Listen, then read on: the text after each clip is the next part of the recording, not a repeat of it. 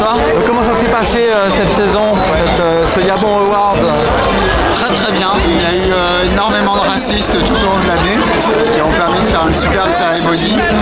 Alors, très sérieusement, tous les ans en fait, il y a de plus en plus de choix. C'est-à-dire que c'est pas que les langues se délient et que les gens dérapent, c'est qu'il semble y avoir une instrumentalisation de ce type de propos à des fins électoralistes.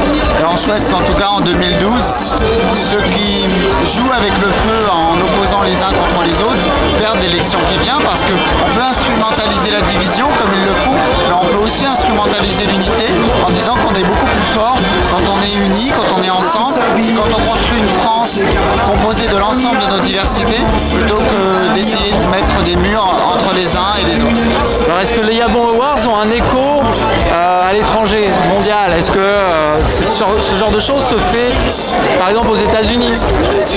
Voilà, vous savez qu'aux États-Unis, la plupart de ces propos seraient immédiatement disqualifiés par une sorte de pression sociale qui les interdirait même. On ne peut pas tenir des propos qu'on a entendus ce soir. Il y en a un certain nombre, la plupart d'entre ces propos ne pourraient pas être tenus aux États-Unis. La loi américaine ne condamne pas.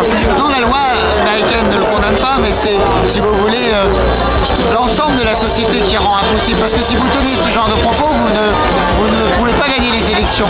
Vous ne pouvez pas vendre vos disques. Vous ne pouvez pas vendre vos livres.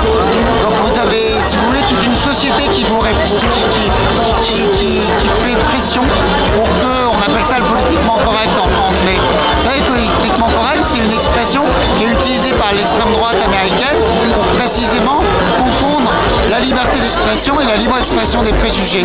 Aujourd'hui, en France, la liberté d'expression, elle sert à la libre expression des préjugés.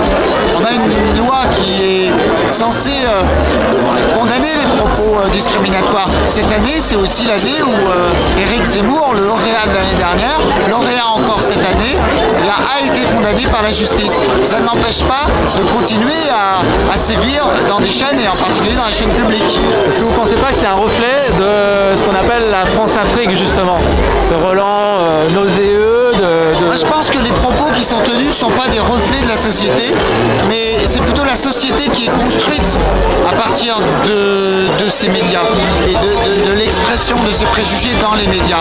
Il faut prendre le problème à l'envers. Il y a une construction de l'opinion via ces propos plutôt que l'inverse. C'est-à-dire que souvent les gens qui s'expriment de cette manière-là disent « nous on exprime ce que la société pense ».